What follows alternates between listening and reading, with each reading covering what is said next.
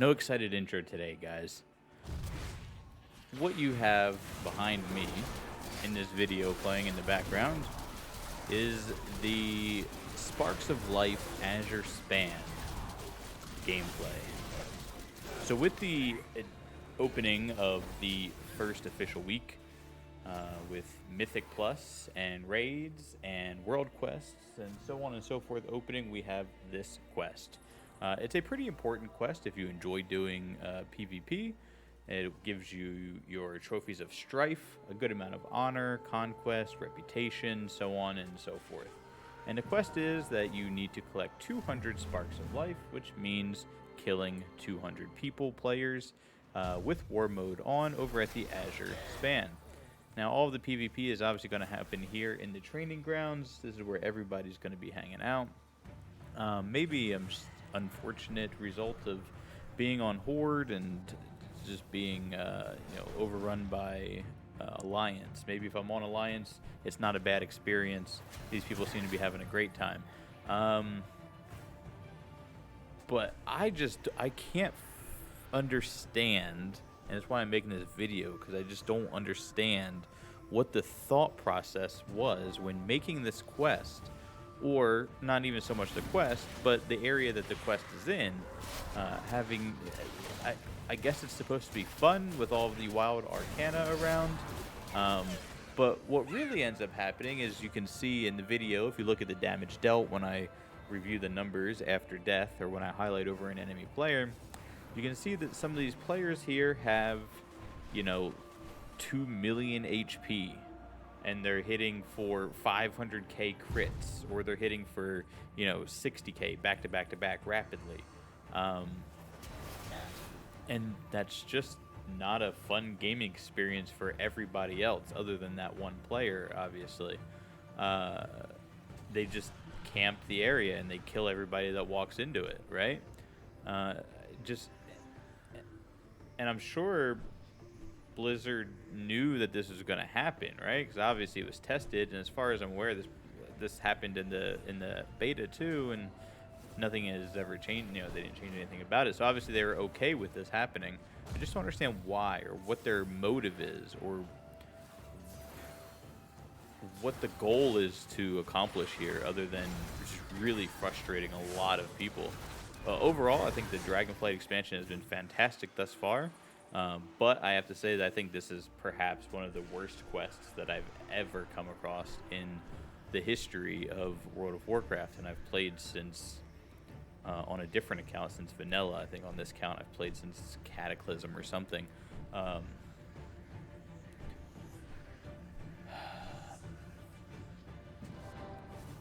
I just wanted to record the footage to show it in the background here, so you see we go in, and I tried this. You'll see me do this thing where I dive down in. I have the video playing in like 1.5 speed, right? So it's a little bit faster. You see, I did find this very slow method where you can dive bomb in if you have the perk on your dragon riding, and it deals damage to enemies if you hit them, if you're going fast enough. So you dive bomb in. You hit a group of enemies, right? So that tags like 4 or 5 enemies that are in the group or whatever, and then you fly up and out of the way before they can hit you, and then they inevitably die in PvP moments later, and gives you it counts those kills for you for this quest. It wasn't insanely consistent, right? Because sometimes the person just didn't die, or sometimes I got knocked out of the air, or whatever the case may be. But where I get rooted in midair and then disconnected. I guess the game didn't know, the server didn't know what to do in that situation, so we were just disconnected from the game and have to log back in, and I'll inevitably be dead here. And then there's the other problem that you'll see in the video, where people are just PvPing. If it's an over saturation of one faction, they camp the graveyard, right? There's only one graveyard, and if you don't know, if you die in the training grounds, you get respawned at a different spot that has a 30-second timer. You come back. It fully respawns you at the graveyard.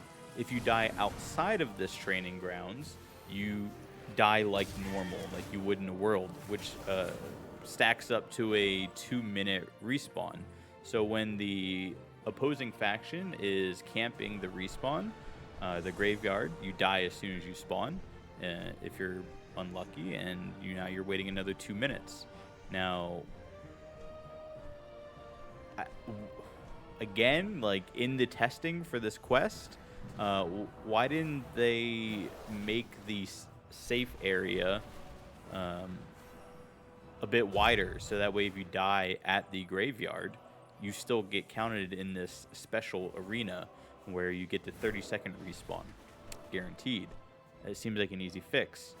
I'm not sure why they wouldn't do that, or have 2 different graveyards. Alliance spawns at one and Horde spawns at the other, right? So that way you're not spawning on top of each other, accidentally aggroing each other, and then end up dying again at the graveyard and having to wait another 2 minutes. Just doesn't make any sense.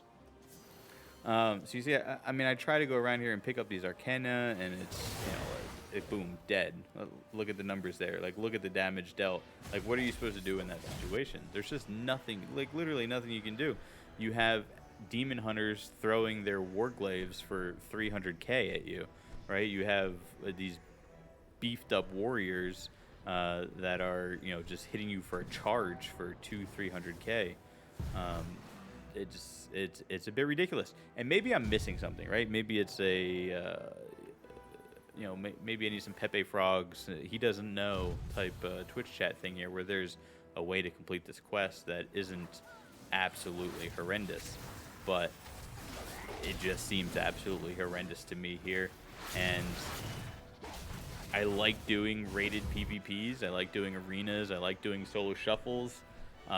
So getting the trophies of strife and upgrading my PvP gear and stuff like that is important to me. I'm not quite as big on world PvP, so it is unfortunate that I have to participate to be able to get these items to upgrade the PvP gear, because you need the trophies of strife for that. But I'm gonna get it done, and it's just gonna be super slow and very annoying and just a not fun way to play the game, but we're gonna do it. I just wanted to showcase what this gameplay looked like from a bad world PvPer, and what it looks like for the average person playing the game that wants to get this quest done. If you're not the faction that's controlling the area, I mean, you just don't have a chance. The odds of even getting a kill are slim, because as soon as you step into the area and attack one person, you're gonna have 5 other alliance people jumping on you, because they all want to get that tag for the kill themselves, and there's just nothing you can do about it, right? So if you're unfortunate and the server is skewed in a way that your faction is not going to ever really have dominance of the area, then I don't know how you're supposed to complete the quest. Yeah, it just doesn't seem like it had a lot of thought in terms of balance and invoking fun gameplay. Other than, obviously it's really fun if you're the person that's hitting for 500k and have 2 million health, and you're, looks like you're running around with a headhunter. PoE players will know what that means. That's essentially what this Wild Arcana is, serving to function as. And yeah, I don't know. I just don't really get it. I don't really understand it. It's a compounding issue, a snowballing issue for whatever faction is controlling the area, right?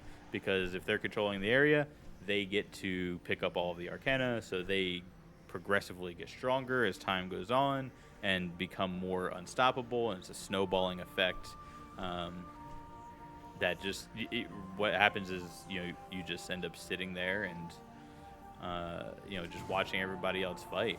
I've tried some other cheesy methods, like just putting down my totem, playing as a monk, putting down my statue and having it, pulse out damage to some nearby enemies and hoping to get some free kills that way. But again, it's incredibly inconsistent and not really a valuable way to be able to complete this quest.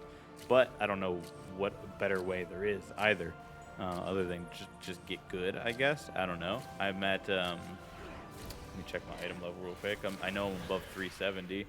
I'm at 374, or 373.94. It's not like it's not like I'm slacking on the item level compared to the average player. You know, I feel like I'm there. But you know, anyways, I just wanted to put this out here, and you know, if you, the reason I really made the video is because I searched for the video on YouTube, and it looks like nobody really has any videos up on the subject. So if you searched for the Sparks of Life quest on YouTube and you come across my video, I just want to let you know you're not alone. The quest is dog shit, and it needs some serious balancing issues. You know, other people are right there with you. You're not alone. I'm sorry I don't have any tips on how to make it easier for you other than the dive bomb technique. You can try that.